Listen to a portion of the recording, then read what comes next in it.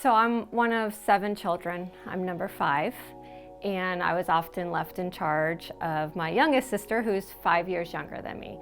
And I remember giving her homework, like, you can't play with me until you've completed this, and that. Once I saw her accomplish something a task I gave her, that feeling that I got, I was like, ooh, I want more of this. And so I just knew that I was meant to deal with children. I became a teacher because of how it made me feel.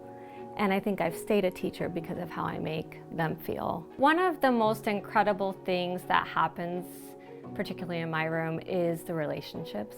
And forming the relationships, not just with the students, but with their families. And showing that I see them and that they matter and I care. And I text and ask them, did your child win their game this weekend?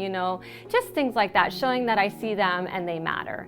So when I won the Pinellas Teacher of the Year, I was completely shocked. Dr. Grego was on campus. I was doing a watch party with my students. We were watching it on a giant screen, and Dr. Grego, when he was about to announce the winner, he's like, I'm actually on campus, and I still didn't realize it was me because I was just like, it could be anyone. And he burst through the doors and he said, surprise, you're Pinellas County, and then my kids went nuts. It was just one of the most incredible nights of my life. It was incredible. So I'm in a unique juxtaposition where I get to see both sides. I'm a member of Calvary, but I'm also an Eisenhower employee. So one of the most unique things for us was our partnership with Calvary that started years ago.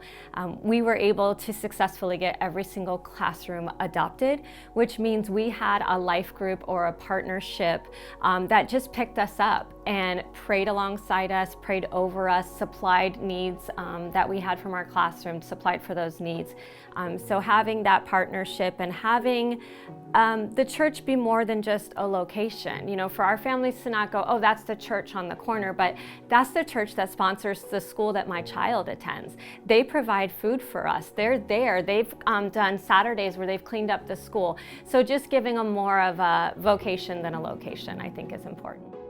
I think the number one way for volunteers to be involved is to show up into our classroom. So asking whoever it is that you're partnering with, how can I support you, or how could I come to school and support you?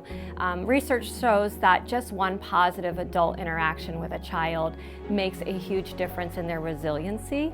And so sometimes it's the classroom teacher, and when we can add a layer and say, I also have this volunteer that comes in every Monday that knows my name, oh my gosh, that makes a huge difference. So make their presence known, be in the room, be an extra pair of hands. You don't have to teach geometry. You don't have to know the life cycle of a caterpillar. Really just sit down and talk to them and talk to the teachers. I think the teachers need the relationships just as much as the students. And so building that relationship, because the closer you are with the teacher, the more finite you're gonna find out about the needs of the students in that room. There's a sense of urgency this year, and we need you. We need your support. We need your partnership. The teachers need you. The students need you. We need you in our classrooms.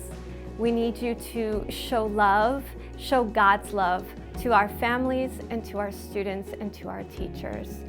Thank you so much for all you've done for us and will continue to do to serve our students.